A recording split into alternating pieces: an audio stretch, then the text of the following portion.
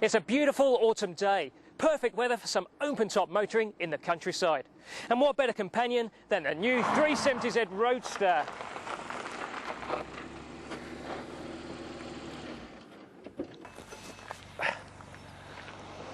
It's a beautiful autumn's day, perfect weather for some open-top motoring in the countryside. And what better companion than the new Porsche Boxter Spyder.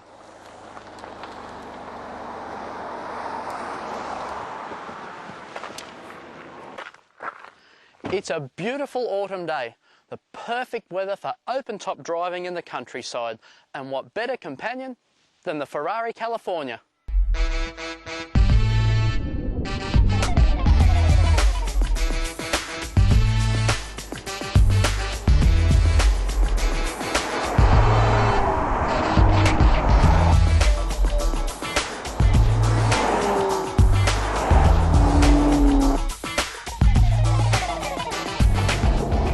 I love the interior in the Ferrari, the leather, the stitching, the centre console, but I've got to say I'm really disappointed with the V8's exhaust note and the lack of grunt from the V8.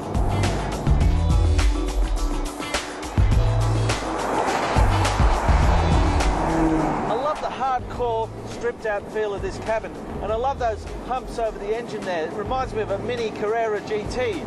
But having said all that, this thing is very expensive compared with the Nissan.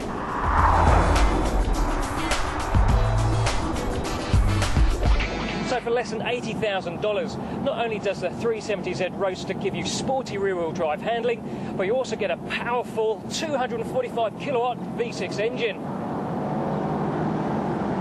There are a couple of buts though. There's plenty of wind and tyre noise whether the roof is up or down, and the ride also gets choppy if the road surface is anything but smooth.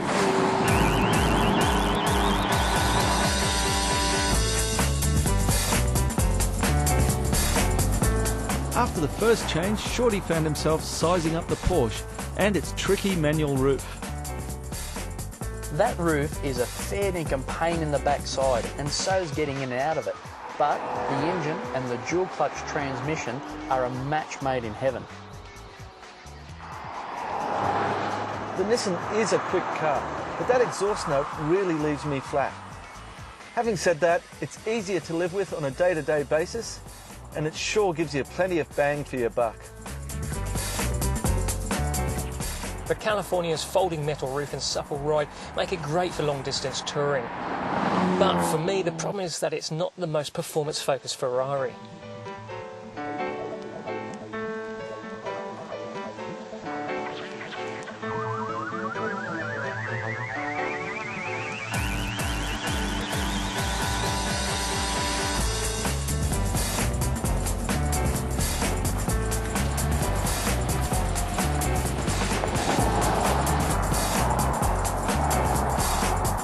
Change number 2, and Shorty was still whinging about the roofs, this time in the Nissan.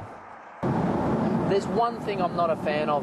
The roof, when it's up, is a soft top. But the car's the most comfortable out of the three, and it's value for money.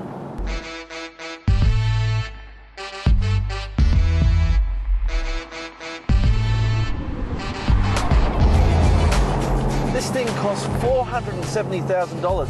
That's $500,000 by the time you get it on the road. But having said that, it's one hell of a car.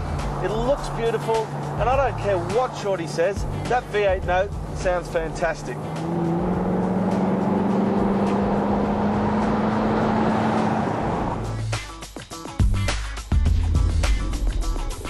So the bad news is you do have to pay a $13,000 premium over a Boxster X.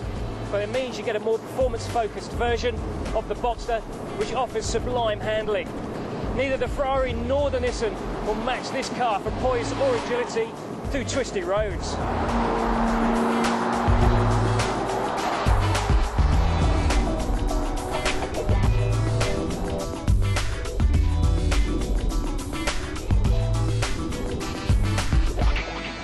All right, boys, time to get back to the office.